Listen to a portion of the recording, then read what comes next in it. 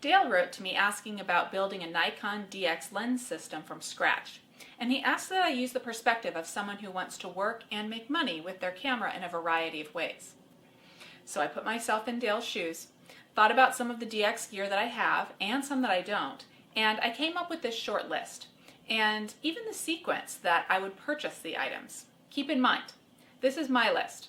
I don't tell you what to do, I just tell you what I would do. I have actually 4 DX camera bodies ready, and I will be using them to model the lenses today. Let's start with the 17-55 f2.8G DX lens. This is a fantastic mid-range zoom. It's heavy and durable, and it will let you work in low light. People will also recommend the 24-70 FX for this purpose, and heated debates will break out. Here's my opinion. The same things that make the 24-70 great on FX, namely the focal length range and image quality, are what make the 17-55 great on DX. This is my workhorse lens and gets plenty of unintended abuse, but it keeps working and working and working. Next, here is an FX lens that I love to use on my DX cameras. It's the 70-200 f2.8G lens. Why this FX lens for DX? Because it's fantastic and it gets the job done when telephoto is important.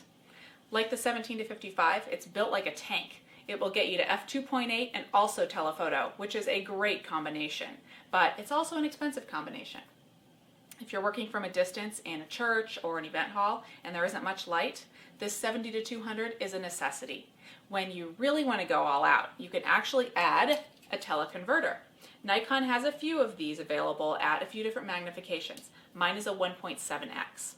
You lose the ability to use your widest aperture settings on the lens, and you lose a touch of sharpness, but you gain even more reach. One of my absolute favorite lenses is the 35mm f1.8G DX. It's a great focal length and terrific in low light. It produces crisp images, and unlike the other 2 lenses we've talked about so far, it's super light. I have a lot of fun using it, and when I'm having fun, I'm definitely creating better pictures for my clients.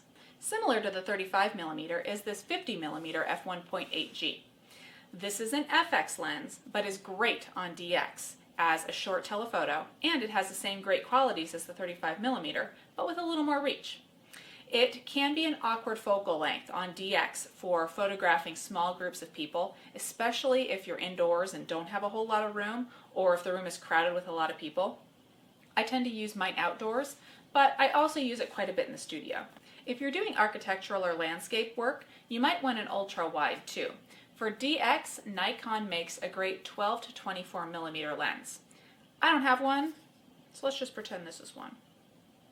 The other guys will tell you exactly what to buy and tell you that you are crazy or dumb if you do anything different. I just told you what I'd buy, and what, well, mostly I've bought, except for this one. My message to you for building your own DX system is to look at your own style. We're all different, so there's no reason why you can't customize your lens choices to suit yourself.